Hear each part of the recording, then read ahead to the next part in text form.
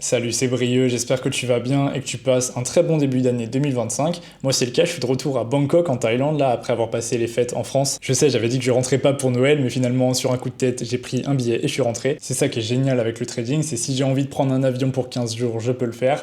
Et là c'est retour au travail, retour à la vraie vie, retour à mon travail de trader en Thaïlande. Si tu me connais pas, je m'appelle Brieux, je suis trader et en 2024, en avril, j'ai commencé une chaîne YouTube pour parler un petit peu de ce que je faisais, de mon métier de trader. Et depuis ce moment-là, je me suis tué à répéter les mêmes choses, j'ai chanté à tue-tête les mêmes refrains sur les mêmes actifs, j'ai l'impression vraiment de m'être cassé la voix sur certains actifs, et j'espère que certaines personnes m'ont écouté, parce que si tu m'as écouté, tu aurais gagné beaucoup d'argent. On va voir ça. Et si tu commences à m'écouter maintenant, bah bravo, tu gagneras beaucoup d'argent en 2025, donc abonne-toi pour pas rater les prochaines vidéos. Alors de quoi je parle? En 2024, j'avais deux grandes convictions, une sur la hausse de l'or et une sur la hausse du dollar. Pour commencer, je vais déjà te montrer les rendements qu'ont produit ces deux actifs en 2024.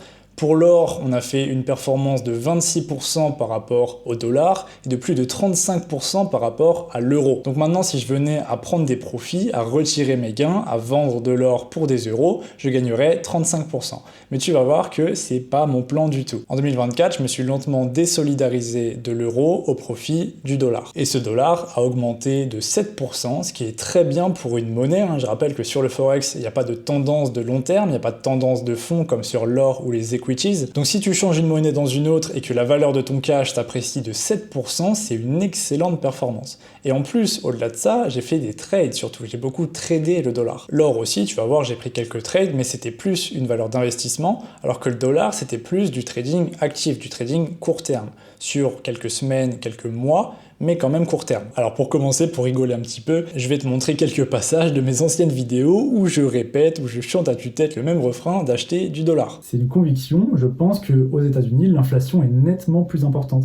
Et c'est pour ça que depuis 3 ans, j'achète que du dollar. J'achète le dollar tout le temps. Et moi, depuis début 2024, je suis cette tendance. J'ai pris beaucoup de trades à la hausse sur le dollar. J'étais très haussier sur cette monnaie. Si je dois vraiment dire ce que je pense qu'il faut toujours acheter du dollar. Voilà, depuis 2021, j'achète du dollar. J'ai pris des centaines de trades sur le dollar, d'achats sur le dollar. J'ai fait du carry trading sur dollar yen, sur dollar suisse. J'ai shorté euro USD, GBP USD. J'ai acheté du dollar en masse tout le temps depuis 3 ans et ça fonctionne, voilà, parce que ma conviction est restée la même depuis tout ce temps. Donc comme tu le vois, ça ne date pas d'hier, ça date même pas de 2024, c'est une conviction que j'ai depuis 2021, ça commence à faire. Et comme j'ai dit juste avant, les monnaies n'ont pas de tendance de fond, donc le dollar va pas monter en flèche, c'est pas une valeur pour remplacer un S&P ou un Nasdaq, tu vois, c'est pas ça le but. Je disais pas de faire de l'investissement passif sur le dollar, je disais plutôt de prendre des trades, de carry trading sur le dollar. Par exemple, j'ai beaucoup acheté dollar yen et j'ai beaucoup short vendu euro-dollar. Parce que là, les événements de fin d'année ont été mauvais pour euro-dollar, euro-dollar a pris un coup, donc moi j'étais dessus, avec notamment Trump qui est arrivé à la Maison Blanche, qui sera inauguré dans quelques jours, mais il y avait aussi en début d'année, notamment janvier. Octobre et janvier 2024, c'était mes deux meilleurs mois de l'année. C'est là où j'ai gagné le plus d'argent en trading actif. Quand je dis trading actif, c'est ouvrir des trades sur des comptes chez un courtier ou un compte propre firm. Mais il y a aussi une autre manière de faire de la gestion active. La plupart des gens qui me regardent viennent de France ou de Belgique, donc vous avez certainement des euros sur votre compte courant, à moins que vous soyez SDF, vous recevez votre salaire en euros, vous payez la baguette de pain en euros, etc. Donc vous êtes naturellement exposé à l'euro. Et moi ce que j'ai fait, et d'ailleurs j'en avais parlé sur ma communauté Discord, donc je t'invite à la rejoindre si jamais tu veux avoir un peu des insides sur ma vie de trader, eh bien je me suis totalement désolidarisé de l'euro, j'ai transféré tous mes euros en dollars quand j'étais à Bali. Donc qu'est-ce que ça veut dire concrètement? J'ai pris un trade Forex, j'ai shorté euro-dollar tout simplement, j'ai fait une vente euro-dollar. Sauf que au lieu de simplement ouvrir un trade sur un courtier, j'ai transféré mon épargne en euros en dollars, en stablecoin, en crypto d'ailleurs, si ça t'intéresse sur la manière pratique de le faire. Tu peux aussi le faire sur Revolut, tu peux changer tes euros en dollars ou même en d'autres monnaies. Et donc depuis cet été, je n'ai plus d'euros. Pourquoi? Parce que je vis pas en France, je vis plus en France. J'ai pas de salaire en France, je gagne aucun argent qui vient de la France qui m'est reçu en euros. Et là, je suis à Bangkok, j'étais en Malaisie, j'étais en Indonésie, j'étais au Vietnam. Donc l'euro, ça me sert à rien en fait.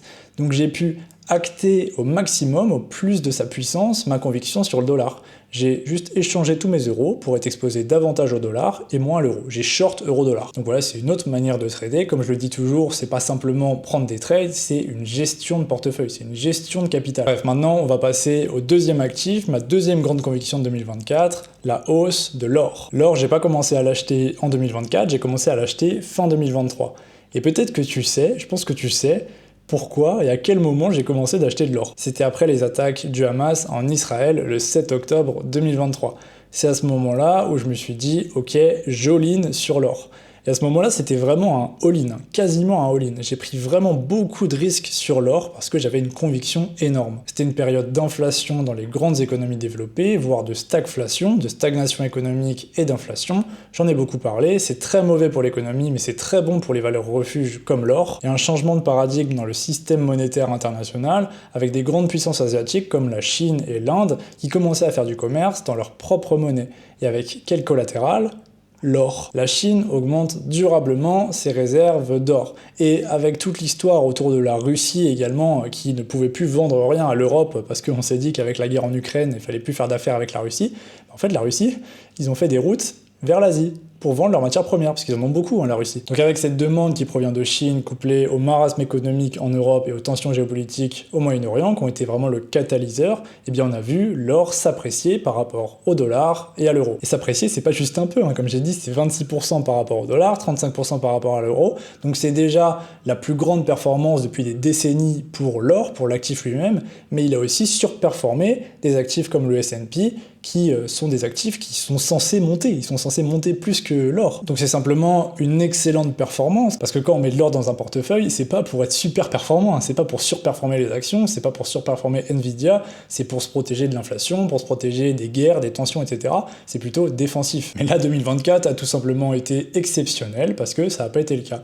L'actif qui a surperformé les autres actifs, c'est l'or. Enfin, pas le Bitcoin encore. Le Bitcoin est encore un petit peu au-dessus en termes de volatilité et d'explosion à la hausse. J'en ai acheté du Bitcoin d'ailleurs, j'en avais pas mal. Mais j'en ai pas trop parlé en vidéo. Un petit peu dans mes rapports macro, j'ai parlé un petit peu des cryptos en fin d'année, en disant qu'avec Trump qui arrivait, d'ailleurs j'avais prédit la victoire de Trump, bon bref. Cette vidéo, c'est pas pour me jeter des fleurs, c'est pour revenir sur 2024.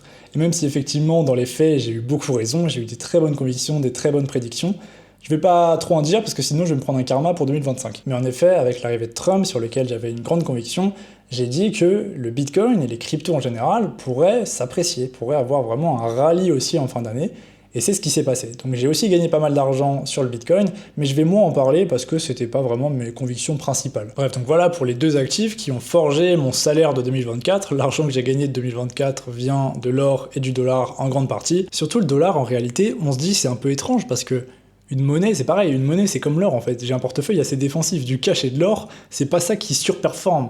Mais quand tu fais du trading, plus que de l'investissement, tu peux mettre du levier, tout simplement. Tu peux prendre des trades avec beaucoup de levier, et moi c'est ce que je fais. T'es pas obligé d'acheter du dollar spot, t'es pas obligé d'avoir du cash. Tu peux ouvrir un compte chez un courtier et faire des trades, tu peux short euro-dollar tout simplement, donc c'est du trading quoi. Et dans cette vidéo-là, par exemple, je t'explique pourquoi j'ai pris des shorts euro-dollar en octobre. Donc excellente année 2024, bien meilleure que 2023, qui était déjà une excellente année, qui était déjà une excellente année par rapport à 2022, qui était déjà une excellente année par rapport à 2021. Là, c'est vraiment le décollage, j'ai une vitesse d'évasion qui est énorme. Je vais bientôt m'arracher à l'atmosphère terrestre, là, faut que j'arrive aux 11 km/s, et c'est parti. Mais justement, qu'en est-il ? Qu'en est-il pour 2025 ? C'est... 2025, prédire le futur, difficile. Et ben globalement, moi je vais continuer à faire ce que je sais faire, à savoir analyser l'économie, analyser la géopolitique, analyser l'histoire et prendre des décisions macro qui seront exécutées par des algorithmes qui vont gérer mon risque, gérer mes positions, gérer mon capital. Et j'ai besoin de faire une réallocation de portefeuille. Pourquoi ? Parce que vu que le dollar s'est beaucoup apprécié, surtout récemment, surtout en fin d'année, comme je t'ai montré sur le graphique euro-dollar, je suis en train de tout casser, c'est vraiment une chute libre depuis que Trump a été élu, et ça devient presque un problème. Bon, c'est pas un problème, parce que je gagne de l'argent, donc un problème qui fait gagner de l'argent, c'est pas un problème, mais là, si tu veux tout savoir, j'ai fait des calculs il y a quelques jours, justement, pour travailler sur mon allocation en 2025, je suis exposé à 270% sur le dollar. Donc qu'est-ce que ça veut dire ? Ça veut dire que je suis en levier x 2,7 globalement. Et comment c'est possible ? Bah c'est tout simple, sur mes comptes courants, j'ai du dollar, sur mes comptes courtiers, j'ai du dollar, sur mes comptes prop firm, j'ai du dollar, sur tous mes comptes, globalement, j'ai du dollar, et même mes investissements, c'est des investissements libellés en dollars, donc j'ai que du dollar. Dans tout ce que j'ai, dans tous mes portefeuilles, tout est en dollars, c'est normal, parce que comme je t'ai dit, j'avais une conviction sur le dollar, mais c'est bien quand ça va dans le bon sens, mais si ça va dans l'autre sens, bah je vais perdre de l'argent. Donc là, c'est le moment, en fait, de prendre des profits, tout simplement, de réallouer du capital pour le mettre ailleurs, pour le mettre autre part. Donc là, j'ai mis de l'argent en yens, et je ferai une vidéo complète dessus pour expliquer, parce que là, ça va prendre trop de temps, donc abonne-toi pour pas la rater. Si tu veux voir mes rapports d'analyse macro qui sortent bientôt, je t'invite aussi à t'inscrire à la liste d'attente.